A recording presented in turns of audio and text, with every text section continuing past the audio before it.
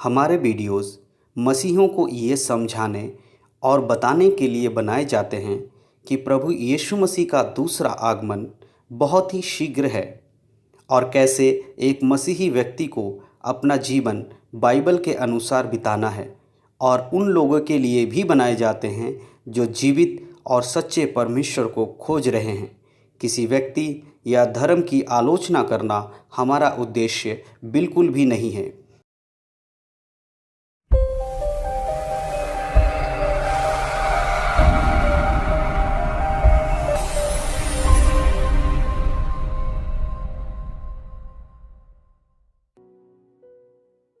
आप सभी को प्रभु यीशु मसीह के नाम में जय मसीह की। मैं निमेश कुमार आप सभी का स्वागत करता हूं द लिविंग गॉड मिनिस्ट्रीज की ओर से। परमेश्वर के नाम की स्तुति और परमेश्वर के नाम की महिमा। मैं विश्वास करता हूं कि परमेश्वर ने आप सभी को और आपके परिवार को सुरक्षित रखा है, संभाला है और अच्छी रीति से चलाया है। परमेश्वर के नाम की स्तुति और महिमा। मेरे प्रियो, आज फिर से हम परमेश्वर के वचनों से पढ़ने जा रहे हैं। आज हम जो वचन पढ़ने जा रहे हैं, उस वचन के लिए हम परमेश्वर के हाथों में अपने आप को समर्पण करें, प्रार्थना करें कि प्रभु आज का जो वचन है उसे पढ़ने में हम सबकी सहायता और मदद करें। पवित्र आत्मा हमें बुद्धि और ज्ञान देता कि हम जब परमेश्वर के वचनों को पढ़ें, उन वचनों को हम ग्रहण कर सके और उस वचनों के अनुसार अपने जीवनों को चला सके। मेरे प्रियो, जब भी हम वचन पढ़ते हैं, वचन की मनादी से पहले अपने आप को परमेश्वर के हाथों में समर्पण करके प्रार्थना करना बहुत ही जरूरी है। आप जब भी वचन पढ़ें, सबसे पहले प्रार्थना करें और प्रभु के हाथों में समर्पण करके विनती करें कि परमेश्वर पिता हमें बुद्धि और ज्ञान दे, हमारे हृदय को खोले ताकि हम आपके वचनों को समझ सके। तो आइए हम सब मिलकर आज जो वचन पढ़ने जा रहे हैं उसके लिए प्रार्थना करेंगे और हम परमेश्वर के हाथों में समर्पण करेंगे कि प्रभु हमारे हृदय को खोले और हम उनके वचनों को ग्रहण कर सके। तो आज की मनादी के लिए जो वचन हम पढ़ने जा रहे हैं वह है भजन संहिता, उसका अध्याय 15। आज हम पढ़ने जा रहे हैं भजन संहिता अध्याय 15। तो आइए हम सब मिलकर भजन संहिता अध्याय 15 को पढ़ने से पहले परमेश्वर के हाथों में इस वचनों को समर्पण करेंगे और अपने आप को समर्पण करेंगे कि प्रभु इन वचनों को पढ़ने के लिए हमारी सहायता और मदद करें। आइए हम सब मिलकर प्रार्थना करेंगे। सर्वशक्तिमान पिता परमेश्वर, हम आपका धन्यवाद करते सुंदर समय के लिए जो आपने हमें दिया। प्रभु जी, आपके नाम की स्तुति, आपके नाम की महिमा हो परमेश्वर पिता। हम प्रार्थना करते हैं आज के भजन के लिए पिता परमेश्वर, भजन संहिता अध्याय 15 के लिए प्रभु जी हम आपके बलवंत हाथों में समर्पण करते हैं पिता। हमारे बुद्धियों को खोले परमेश्वर पिता, ताकि हम आपके इन वचनों को गहराई से समझ सके प्रभु और इनके आधारित अपने जीवन को चला सके। पवित्र आत्मा हम सबकी सहायता मदद करें प्रभु जी। पिताजी, जितने लोग इस समय इस वीडियो के माध्यम से परमेश्वर इस भजन संहिता को सुन रहे हैं प्रभु, उन सभी को मैं आपके बलवंत हाथों में समर्पण करता हूँ और प्रार्थना करता हूँ उनके हृदय खोल दीजिए प्रभु जी, उनके मन को खोल दीजिए पिता परमेश्वर, ताकि आपके वचनों को ग्रहण करके उसके अनुसार जीवन जीने के लिए परमेश्वर की सहायता हो सके। धन्यवाद पिता परमेश्वर, जब हम आपके वचन को पढ़ते हैं हमें बुद्धि, सामर्थ और ज्ञान देना प्रभु जी। धन्यवाद, सारा आदर महिमा आपको देते हुए, सारा आदर मान सम्मान सब कुछ आपको देते हुए यीशु के धन्य नाम से मांगते हैं, सुने और कबूल करें हे हमारे स्वर्गीय पिता, आमीन। परमेश्वर की स्तुति, परमेश्वर के नाम की महिमा हो। आज जो वचन हम पढ़ने जा रहे हैं वह है भजन संहिता और उसका अध्याय 15। इसके पहले आयत में इस प्रकार लिखा है, हे परमेश्वर, तेरे तंबू में कौन रहेगा? तेरे पवित्र पर्वत पर कौन बसने पाएगा? हालेलुया। जब हम इस वचन को पढ़ते हैं तो हमें एक चीज ध्यान रखना है कि सारी बातें परमेश्वर आज हम सबसे कहते हैं, आज हम सबसे पूछते हैं। यहाँ पर एक भजन लिखने वाला जो व्यक्ति है वह है राजा दाऊद, और राजा दाऊद इस प्रकार यहाँ पर परमेश्वर की उस महिमा को देख रहे हैं, उस महिमा को समझ पा रहे हैं जो परमेश्वर अति पवित्र है और जिसका सिंहासन स्वर्ग में सबसे ऊंचे स्थान पर है। और वहां पर दाऊद इस प्रकार से पूछ रहा है कि तेरे तंबू में कौन रह पाएगा? हालेलुया। तेरे तंबू में, तेरे निवास स्थान पर कौन रह पाएगा? तेरे पवित्र पर्वत पर कौन बसने पाएगा? ये सवाल के रूप में आज ये वचन हम सभी से बातें कर रहा है, आज हम सभी से पूछ रहा है। मेरे प्रियो, देखने वाली बात होगी, समझने वाली बात है कि हम अपने जीवनों को देखें, आप अपने जीवनों को जांचें। क्या आप उस परमेश्वर के भवन में रहने योग्य बन पा रहे हैं? क्या आप इस संसार में रहते हुए अपने आप को उस लायक तैयार कर पा रहे हैं कि आप एक दिन स्वर्ग में परमेश्वर के तंबू में रह सके, परमेश्वर की उपस्थिति में रह सके, आज भी आप परमेश्वर की संगति में रह सकें? क्या इस प्रकार का जीवन आपका है? क्या ऐसा जीवन आप जीते जब आप जहां कहीं भी रहें परमेश्वर आपके साथ हो? जहां कहीं भी आप हैं, परमेश्वर की आत्मा आपके साथ हो, क्या इस तरह का पवित्र जीवन आपका है? आज ये वचन आपसे और हमसे कहता है कि अपने जीवनों को जांचो और देखो कि क्या तुम इस प्रकार का जीवन जी रहे हो कि तुम्हारे साथ मेरी आत्मा रह सके। परमेश्वर की ये बात आज हम सभी से पूछ रहे हैं। आज ये वचन हम सभी से पूछता है, क्या तुम परमेश्वर के पवित्र पर्वत पर बसने योग्य बन पा रहे हो? उसके पवित्र पर्वत पर कौन बसने पाएगा? कौन बसने पाएगा उसके पवित्र पर्वत पर? ये जांचने का विषय है, ये जांचने की जरूरत है आज हमें। बहुत सारे लोग प्रभु में बढ़ने की एक उत्साह जताते हैं, बढ़ने की कोशिश करते हैं, लेकिन क्या सच में बढ़ पाते हैं? बहुत सारे लोग मसीही हैं, लेकिन एक चीज देखने वाली बात ये होगी, क्या वो मसीह कहलाने वाले लोग सच में अपने जीवन के द्वारा मसीहत को दिखा पाते हैं? अपने जीवन के कामों के द्वारा मसीहत को दिखा पाते हैं? ये जांचना और ये जानना हमारे लिए बहुत जरूरी है मेरे लिए। इसलिए दाऊद यहाँ पर कहते हैं, हे परमेश्वर, तेरे तंबू में कौन रहेगा? तेरे पवित्र पर्वत पर कौन बसने पाएगा? ये सवाल है। अब देखना होगा कि हम में से कितने लोग, आप में से कितने लोग इस वचन के आधारित अपने जीवन को परख पा रहे हैं, जांच पा रहे हैं। आप संडे को चर्च जाते हैं, आप बाइबल पढ़ते हैं, आप प्रार्थना करते हैं, केवल इतने से मात्र से ही आप परमेश्वर के भवन में नहीं पहुंच सकते, उसके तंबू में नहीं रह सकते, उसके पर्वत पर नहीं बस सकते। उसके लिए आपको जीवन जीना होगा परमेश्वर के वचन के अनुसार। केवल ट्रेडिशनल रूप में चर्च जाने वालों के लिए नहीं होता ये।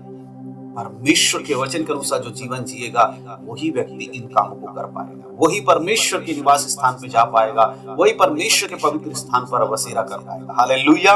और भजन संहिता और उसके जब हम 15 अध्याय के दूसरे आयत को पढ़ते हैं, तब हम वहां पाते हैं इन बातों के आगे का वर्णन कि कैसे कैसे लोग उस जगह पर जा पाएंगे, कैसे कैसे लोगों को परमेश्वर अपने भवन में आने की अनुमति देंगे। हालेलुया। परमेश्वर के नाम की स्तुति और परमेश्वर के नाम की महिमा हो। तो भजन संहिता 15 अध्याय के 2 में इस प्रकार लिखा है, वह जो खराई से चलता और धर्म के काम करता है और हृदय से सच बोलता है। हालेलुया। परमेश्वर का वचन कहता है, कौन परमेश्वर के तंबू में रहेगा, कौन परमेश्वर के पर्वत पर बसेरा करेगा? वो जो खराई से चलता है और धर्म के काम करता है और हृदय से सच बोलता है। हालेलुया। धर्म के काम करने वाला, खराई से चलने वाला, हृदय से सच बोलने वाला व्यक्ति ही परमेश्वर के भवन में रह पाएगा, स्वर्ग में प्रवेश कर पाएगा। आज आपको जांचना होगा कि आप खराई से चलते हैं, क्या आप मिलावटी जीवन जी रहे हैं? इधर से भी थोड़ा, उधर से भी थोड़ा, थोड़ी पाप में चलते हैं, थोड़ा प्रभु में चलते हैं, सब मिल बैलेंस करके चलने से हम हर चीजों को कर पाएंगे। इस प्रकार का जीवन आप जीते हैं? आज आपको देखना होगा। प्रभु का वचन कह रहा है, वही लोग जो खराई पर चलते। खराई का अर्थ क्या है? आपको परमेश्वर के वचन के अनुसार जीवन जीना होगा, कोई मिलावट आपको नहीं करनी, खरे होने चाहिए। अय्यूब के बारे में बाइबल बताती है, वो खरा व्यक्ति था, वो खरा व्यक्ति था। क्या आपका जीवन अय्यूब के समान है? क्या आप अय्यूब के जैसे जीवन जीना चाहते हैं? अगर आप अय्यूब के समान जीवन जी रहे हैं, खरे व्यक्ति हैं, तो याद रखिए, परमेश्वर कहता है कि तू मेरे तंबू में बसेरा करेगा, तू मेरे तंबू में रहेगा। हालेलुया। और धर्म के काम करेगा। धर्म के काम क्या है? क्या आपके और मेरे शारीरिक द्वारा, शरीर के बलों के द्वारा जो हम काम करते हैं, जो दान धर्म करते हैं, वही धर्म है? जो हम लोगों को खिलाते पिलाते, कि ये धर्म के काम है? हमारे धर्म के काम, बाइबल बताती है, मनुष्य के किए हुए धर्म के काम परमेश्वर के सामने मैले चिथड़ों के समान है। हमारे धर्म के काम जो हम अपनी ताकत लगाकर करने की कोशिश करते हैं, वो सब कुछ परमेश्वर की दृष्टि में क्या है? मैले चिथड़ों के समान, जिनको कोई छूना भी पसंद नहीं। लेकिन कैसे हम धर्मी बनते हैं? कैसे हम धर्म के काम कर पाते हैं? प्रभु का वचन कहता है, यीशु के लहू के द्वारा हम धर्मी बनाए गए। यीशु के द्वारा हम धर्मी बनाए गए। प्रभु यीशु मसीह हमें धर्मी बनाते हैं, और प्रभु यीशु के वचन के अनुसार जीकर जो हम काम करते हैं, वो धर्म के काम है। जो काम प्रभु यीशु मसीह के वचन के आधारित होते हैं, वे धर्म के काम है। इन कामों के द्वारा हम धर्मी बनते हैं, और वचन कहता है वह धर्म के काम करता है। कौन? जो यीशु के नाम के अनुसार, यीशु के वचन के अनुसार काम करता है, वह धर्म के काम करता है। हालेलुया। और जो हृदय से सच बोलने वाला व्यक्ति, हृदय से सच कौन बोलता है? जो प्रभु में मजबूत होगा, परमेश्वर के ऊपर अपने आप को रखकर चलता होगा, जो परमेश्वर के वचन के विरोध में नहीं जाता, वो हृदय से सच बोलता है। बहुत सारे लोग होठों से सच बोलते हैं, मन में कुटिलता होती है, लेकिन दूसरों के दिखाने के लिए सच बोलते रहते हैं, अंदर से झूठ भरा हुआ है। ऐसे लोग कभी परमेश्वर के राज्य में प्रवेश नहीं कर पाएंगे। हृदय से सच बोलना होगा, जो आपके अंदर है वही आपके होठों पे होना चाहिए। आपके अंदर सच्चाई होनी चाहिए, वही आपके होठों पे होना चाहिए। अगर आपके अंदर बुराई है और आपके होठों पे सच्चाई है, उससे कोई लाभ नहीं होगा। इसलिए अपने आप को निरंतर जांचते रहिए। परमेश्वर के नाम की स्तुति और महिमा हो। और भजन संहिता उसके अध्याय 15 के 3 आयत को जब हम पढ़ते वहां लिखा है, जो अपनी जीभ से निंदा नहीं करता और ना अपने मित्र की बुराई करता और ना अपने पड़ोसी की निंदा सुनता है। हालेलुया। कैसे व्यक्ति परमेश्वर के भवन में प्रवेश करेंगे? जो अपनी जीभ से निंदा नहीं करता। आप देखिए, क्या आप अपनी जीभ से निंदा नहीं करते? क्या आप दूसरों की बुराई नहीं करते? क्या आप दूसरों की बातें इधर उधर नहीं करते? ये खराब है, वो खराब, इसके अंदर ये कमी है, इसके अंदर वो कमी, ऐसी बातें नहीं करते हैं। परमेश्वर कहता है ऐसे व्यक्ति वो स्वर्ग में प्रवेश नहीं कर पाएगा। और लिखा है अपने मित्र की बुराई नहीं करता। बहुत सारे लोग अपने ही मित्र की बुराई दूसरों के सामने जाकर करते हैं। बहुत सारे लोग अपनी कलीसिया की बुराई दूसरों के सामने जाके करते हैं। बहुत सारे अपने पास्टर की बुराई दूसरों के सामने जाके करते हैं। हालेलुया। ऐसे लोगों को बताते हैं जो ठोकर का कारण बनेंगे। और ऐसे लोग जो कमजोर होते हैं, प्रभु में मजबूत नहीं होते, जब आप उनके सामने किसी पास्टर की बुराई कर रहे होते, वो ठोकर खाते हैं। ऐसे लोग प्रभु के सामने, प्रभु के राज्य में प्रवेश नहीं कर पाएंगे। और अपने ही पड़ोसी की निंदा नहीं सुनता। यहाँ पर अभी तक तो बुराई करने की बात आ रही थी, निंदा करने की बात आ रही थी। अब प्रभु का वचन कह रहा है ऐसे लोग जो अपने पड़ोसी की बुराई सुनते भी नहीं है। क्या आप कह सकते हैं कि हम तो कभी किसी की बुराई नहीं करते, हम तो निंदा नहीं करते, लेकिन क्या आप किसी की निंदा सुनते भी नहीं है? कोई अगर आकर आपको आपके पड़ोसी की बुराई कर रहा हो, तेरा पड़ोसी ऐसा है, तेरा पड़ोसी वैसा है, क्या उस समय आप सुनते नहीं है? क्या आप कहते हैं कि मुझे जरूरत नहीं इन चीजों की, मुझे मत बताइए? मेरा प्रभु का वचन, मेरा परमेश्वर मुझे आज्ञा नहीं देता कि मैं किसी की बुराई को सुनूं। क्या इस प्रकार आप बोल पाते हैं? या आप कहते हैं चलो हम तो नहीं कर रहे, हमसे सुनने में क्या बुराई है, सुन लेते हैं? अगर ऐसा भी करते हैं तो भी परमेश्वर का वचन कहता है आप स्वर्ग में प्रवेश नहीं कर पाएंगे। हालेलुया। परमेश्वर के नाम की स्तुति और महिमा हो। और भजन संहिता 15 अध्याय और जब हम उसके 4थे आयत को पढ़ते वहां लिखा है, वह जिसकी दृष्टि में निकम्मा मनुष्य तुच्छ है और जो यहोवा के डरवैयों का आदर करता है, जो शपथ खाकर बदलता नहीं, चाहे हानि उठानी पड़े। हालेलुया। निकम्मे लोगों को तुच्छ जानने वाला, निकम्मा है जाने दो। हालेलुया। और उसके बाद कहता है यहोवा के डरवैयों का आदर करने वाला, जो परमेश्वर के अधीनता में चलने वाले लोग, जो प्रभु के महिमा को अपने जीवनों से प्रकट करने वाले लोग, जो परमेश्वर के सच्चे सेवक, ऐसे लोगों को जो आदर देता है, ऐसे लोगों को जो महिमा के पात्र परमेश्वर ऊंचा उठाने वाले जो लोग हैं, ऐसे लोगों को जब आदर देते हैं आप, ऐसे लोगों को जब आप एक इज्जत रिस्पेक्ट देते हैं, तो प्रभु कहता है कि तू मेरा प्रिय पुत्र है। हालेलुया। क्योंकि यीशु मसीह ने भी इस प्रकार दिखाया कि जो व्यक्ति अपने आप को छोटा करेगा वह बड़ा किया जाएगा। हालेलुया। आपको और हमें भी अपने जीवनों को इसी प्रकार चलाने की जरूरत है। हालेलुया। और लिखा यहोवा के डरवैयों का आदर करता है, शपथ खाकर बदलता नहीं, चाहे हानि ही क्यों ना उठानी पड़े।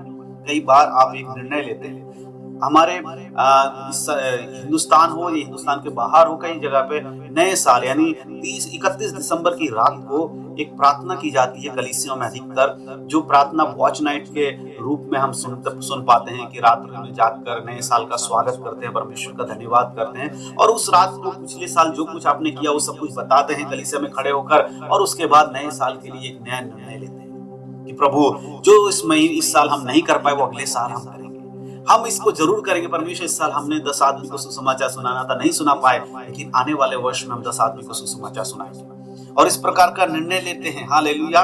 लेकिन कुछ ही दिनों बाद वो बदल जाते हैं, कुछ ही दिनों बाद उनका निर्णय पता नहीं कहां चला जाता है। शपथ खा लेते हैं प्रभु हम ऐसा करेंगे, लेकिन कर नहीं पाते। पतरस के समान हो जाते हैं, प्रभु मैं तेरे लिए मर सकता हूं, पर जब मुसीबत आई तो उसने प्रभु का 3 बार इनकार नहीं किया। मेरे प्रियो, परमेश्वर कहता है जो शपथ खाकर बदलता नहीं है, चाहे हानि ही क्यों ना उठाना पड़े। अगर आपने प्रभु के लिए कुछ ठाना है, अगर आप प्रभु के राज्य में कुछ करना चाहते हैं और परमेश्वर के सामने आपने वाचा बांधा है, उसमें स्थिर रहना होगा आपको।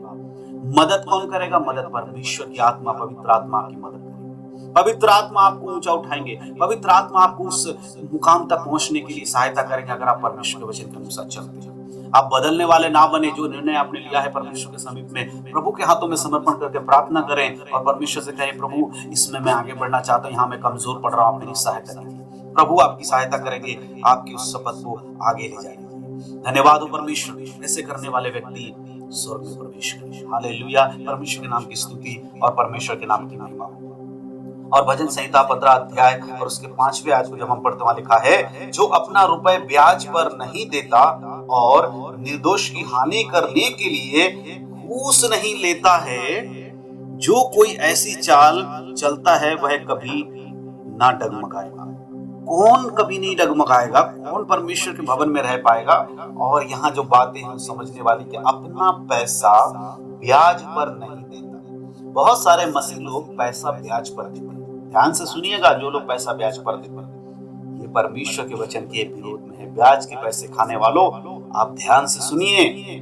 जो ब्याज पर पैसा लगाकर लूटते हैं, लूट नहीं कहा जाएगा उसे। आपने किसी को 2 रुपए देकर अगर उससे आप 4 रुपए ले रहे हैं, उस 2 रुपए के बदले में आपने लूटा है। प्रभु का वचन कहता है जरूरतमंदों की मदद कीजिए। अगर आपके पास परमेश्वर ने आशीष दिया है, आपके पास परमेश्वर धन संपत्ति दिया है, तो किसी की मदद कीजिए बिना स्वार्थ। परमेश्वर का वचन ये भी कहता है किसी को उधार दे तो उसे पाने की उम्मीद मत रखो। लेकिन अगर आप पैसे किसी को पैसे देकर और आप उससे कहते हैं कि मैं 2 रुपए के बदले तुझसे 4 रुपए लूंगा, और वो गरीब व्यक्ति जिसको पैसे की जरूरत है, वो मरता क्या ना करता वाला हाल जिसके साथ है, और वो आपसे पैसे ले और आपके उस 2 रुपए के बदले अगर वो 4 रुपए देगा, आप सोच के देखिए, अगर उसके पास पैसे होते 4 रुपए देने का, फिर वो आपसे क्यों लेते। ऐसे उधार पर पैसा देकर ब्याज खाने वाले लोग हमेशा याद रखें, आप ये ना सोचिए कि आप प्रभु के राज्य में प्रवेश कर पाएंगे। आप प्रभु के राज्य में प्रवेश कतई नहीं कर पाएंगे। ऐसे विश्वासी जो ब्याज पर पैसे देते हैं और गरीबों को खाते हैं, ऐसे लोगों को परमेश्वर घृणा करता है। हालेलुया। आपको तो मदद करनी चाहिए। अगर परमेश्वर ने आपको आशीष दिया है, आपको मसीहों की और दूसरे लोगों की जिनके पास कुछ भी नहीं है, जो तरस रहे हैं थोड़ी थोड़ी चीज के लिए और आप भरपूरी में जी रहे हैं, ऐसे लोगों की मदद कीजिए, कमजोरों की सहायता कीजिए, बल दीजिए उन्हें, लेकिन ब्याज पर पैसे देके उन्हें और दुखी मत कीजिए। हालेलुया। ऐसे लोग कभी परमेश्वर के राज्य में प्रवेश नहीं कर पाएंगे। बहुत सारे मसीह मैंने देखा है जो ब्याज पर पैसा देते हैं और प्रार्थना भी करवाते हैं कि हमारे लिए प्रार्थना कीजिए। हमने जिन्हें ब्याज पर पैसा दिया, तो टाइम से हमारा ब्याज नहीं आया। ये प्रार्थना का विषय नहीं होता है। मैं ऐसी चीजों के लिए प्रार्थना नहीं करता हूँ, साफ मना करता हूँ कि प्रार्थना का विषय नहीं है। ये परमेश्वर के वचन के विरोध में, इसलिए मैं प्रार्थना नहीं करूँ। हालेलुया। तो ऐसे लोग ध्यान से सुनिएगा। और परमेश्वर का वचन इस प्रकार आगे कहता है, निर्दोष की हानि के लिए घूस नहीं लेता। बहुत सारे लोग जो अच्छी अच्छी पदी पे होंगे और प्रभु के वचनों में चलने का दावा करने वाला अच्छे अच्छे नौकरी कर रहे होंगे, लेकिन वो घूस लेकर दूसरों की हानि, यानी कि एक व्यक्ति आकर कहता है मैं तुम्हें इतना पैसा दे दूंगा, उसको ये कर दो, उसको वो कर दो। कई पुलिस वाले हो सकते हैं, कई अधिकारी हो सकते हैं जो प्रभु में चल रहे हैं, परमेश्वर के वचन के अनुसार जीवन जीने वाले लोग। मैं आप सबसे कहना चाहता हूं, अगर आप एक अच्छे पद में हैं, परमेश्वर ने आपको अगर एक अच्छा पद दिया है, तो आप परमेश्वर की महिमा करें, परमेश्वर का धन्यवाद करें, लेकिन उस पद का गलत इस्तेमाल ना करें। आप अपने पद की गरिमा को ना गिराएं। आप ईमानदारी से अपनी नौकरी को करें, क्योंकि उस नौकरी को परमेश्वर ने आपको दिया है। आप कुछ पैसों के लिए किसी का हानि ना करें, कुछ घूस लेकर काम ना करें, क्योंकि आपको आपके पद का पैसा आपकी सरकार के द्वारा आपको दिया जाता है। लेकिन अगर आप घूस लेकर गलत काम करके आप किसी की हानि करते हैं, ना वो आपके कानून आपको उसके माफ करेगा और ना ही परमेश्वर आपको कभी माफ करेगा। हालेलुया। परमेश्वर के नाम की स्तुति और महिमा। और ऐसे जो चाल चलने वाले व्यक्ति हैं, हालेलुया, जो पवित्र जीवन जीने वाले व्यक्ति हैं, वो लोग क्या कर सकते हैं, उनको क्या मिलेगा परमेश्वर की ओर से। और आगे के आयत में लिखा, जो कोई ऐसी चाल चलता है वह कभी ना डगमगाएगा। जो पवित्र चाल चलता है वो कभी नहीं डगमगाएगा। जो ऐसी चालों से बचता रहता है, बुरी चीजों से बचता रहता है, वह कभी नहीं डगमगाए। जो कोई ऐसी चाल चलता है वह कभी ना डगमगाए। हालेलुया। परमेश्वर के नाम की स्तुति हो, परमेश्वर के नाम की महिमा हो। हालेलुया।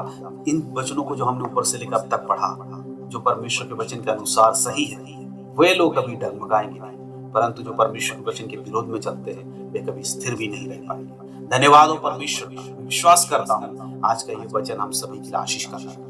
इन वचनों को केवल सुनकर चले ना जाएं, परंतु इसके अनुसार अपने जीवन को जांचें, परखें और परमेश्वर के अधीनता में चलें। हालेलुया। परमेश्वर के नाम की स्तुति और परमेश्वर के नाम की महिमा। आइए हम सब मिलकर इन वचनों के आशीष के लिए हम परमेश्वर से प्रार्थना करें। धन्यवाद हो सर्वशक्तिमान पिता परमेश्वर, आपने हमें ये वचन दिया, इसके लिए धन्यवाद पिता।